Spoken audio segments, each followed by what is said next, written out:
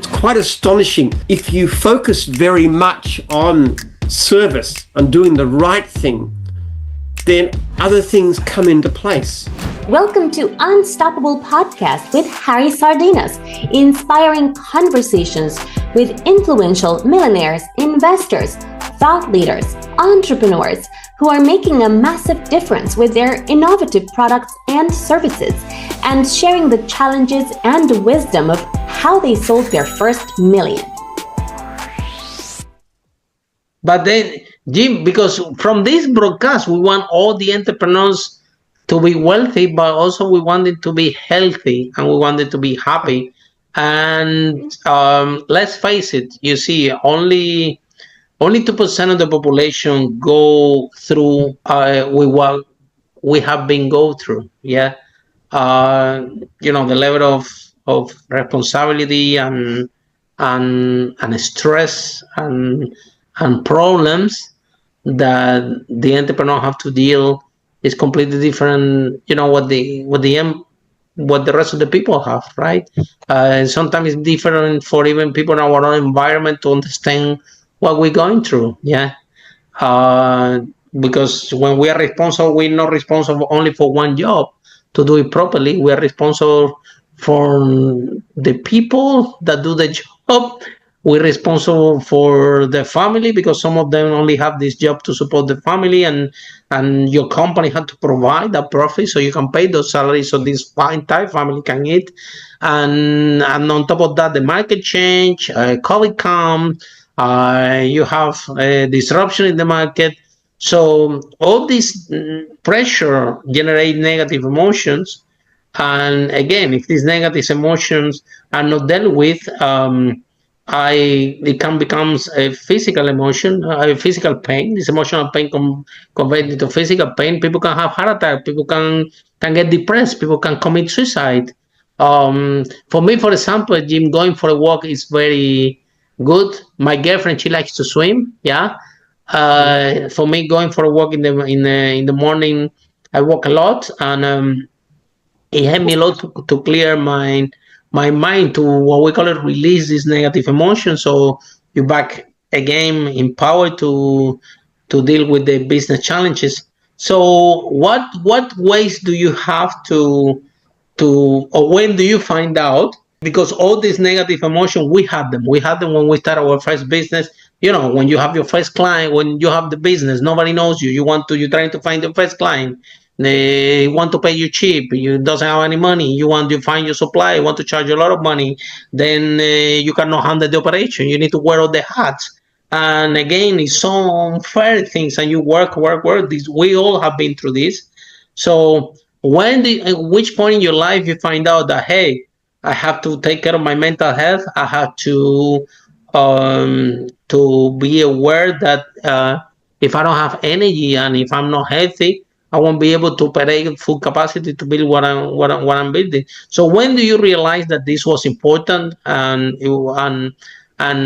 how you start to deal with this? I didn't even know that I have to work on myself. I didn't even know that I had to become, let's say, my own psychologist, because a lot of people depend on me. So how you discovered this? I can't say I came to the conclusion, because I've always believed that.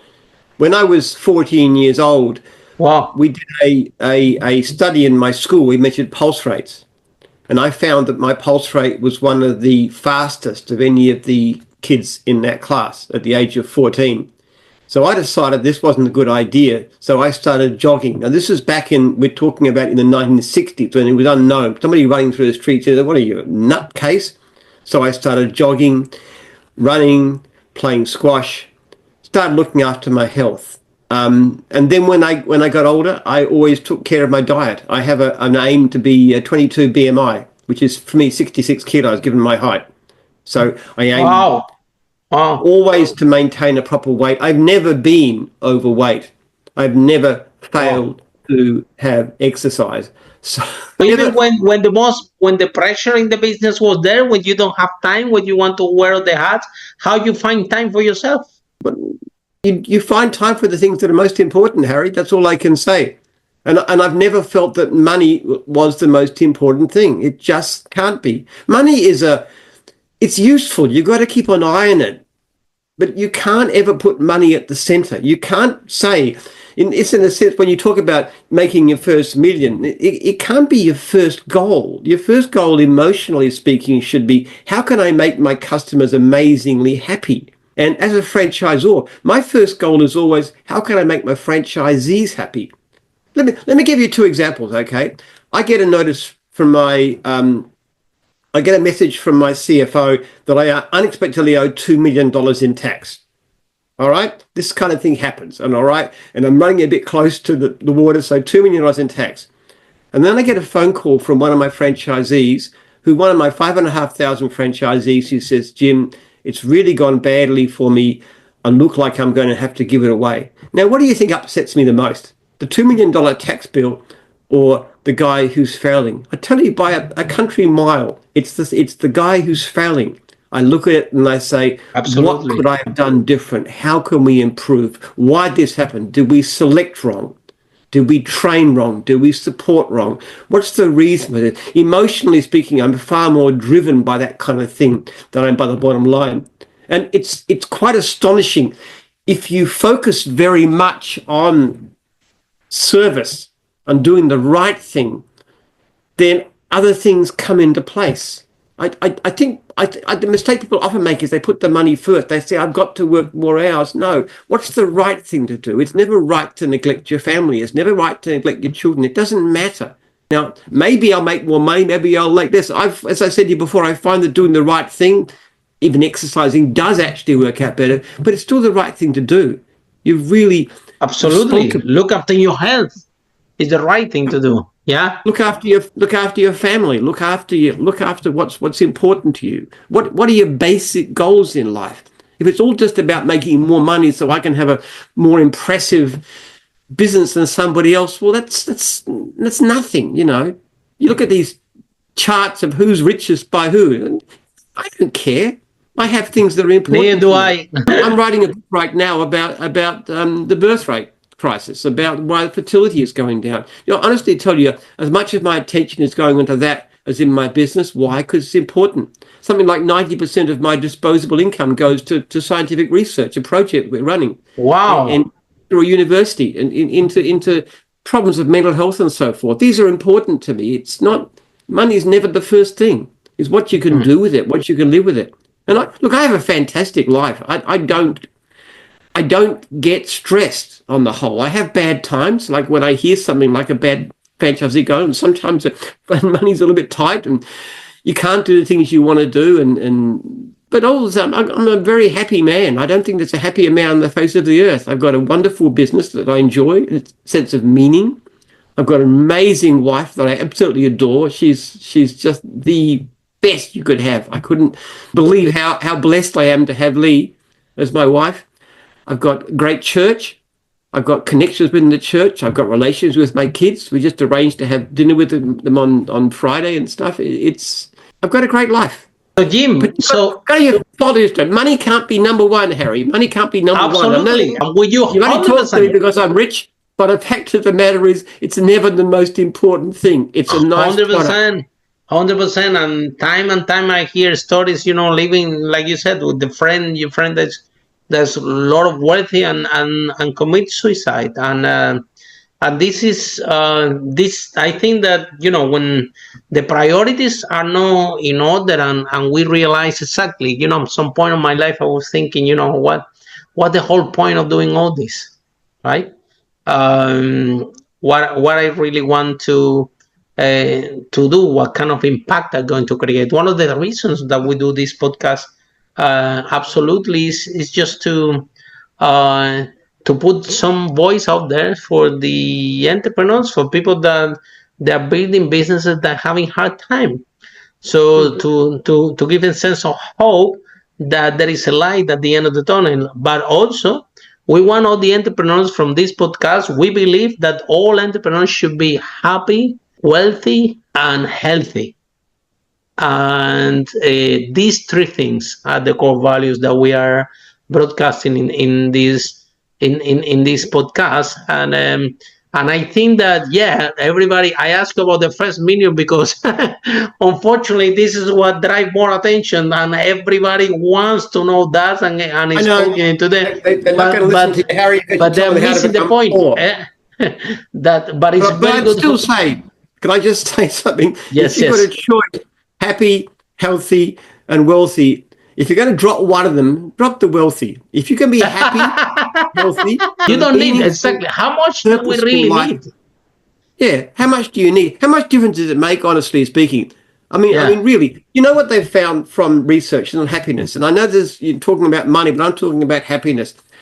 How do you spend money? Okay, people think the more stuff you have, the happier you are. Well, it's rubbish. If it's all about competition, who's got the biggest car, there's always somebody with a bigger boat. Okay, I've got something gold-plated to prove. Yeah, taps in my yacht. Well, he's got solid gold taps in his yacht, and he's got a solid gold. I'm never going to compete with Jeff Bezos or someone like that. Forget about that comparison. Far better, if you've got money to spend, is to spend it on experiences. That's time with family, with friends, with people, doing things. But you know the number one best thing you can do with money? This isn't ideology. This is science. The best thing you can do with money, if you want to create happiness, is to give it away to a cause that you're involved with. I don't mean anonymous check. I mean giving money to something where you're actively involved in doing something worthwhile. And I don't believe it's worth running a business that you can't see any moral point. So I'm going to say something people might get upset about. And I'm saying never invest, never buy crypto. You know why? Okay, first of all, it's a gamble. It can go down as much as up. But the second thing is there is no value in it.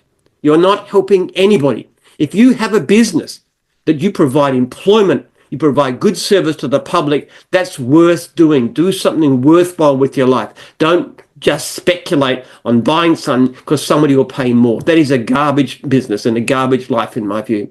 And then, Jim, the other thing is that when I realized, from long time ago, right, that I make a shift in my mindset, because when you are coming from the space that you don't have nothing to prove to anybody anymore, I think that the sense of peace that you have in your life will allow you to focus on what is really important. And I think that what happened in the entrepreneur is exactly what you said. Everybody wants to prove who has the bigger boat, who has the bigger car, who can make these millions. You see, I always say it's more, you know what is more important than a millionaire bank account? A millionaire lifestyle, you see? I don't, honestly, I haven't put an alarm clock in 17 years. Nobody can take that away from me. No one, you see? So, and I only spend time with people that I like, and like you, and I only do business with people that I like and I appreciate. So I create my own surrounding. I create my own way of how I'm gonna wake up and the sleep time, exactly as you were describing before. So all these kind of things, if you put it in scale, Jim, they are priceless. How about time? Yeah, because exactly what you said, how much we need. However, building a business, Jim, and especially what you have done, because I think that one thing is to build a business, the other thing is to replicate it and make it available for others to create wealth. Follow us for more interviews with the world's most influential, audacious entrepreneurs that overcame challenges and adversity, providing you with the blueprint of how they sold their first million so you can grow your business exponentially.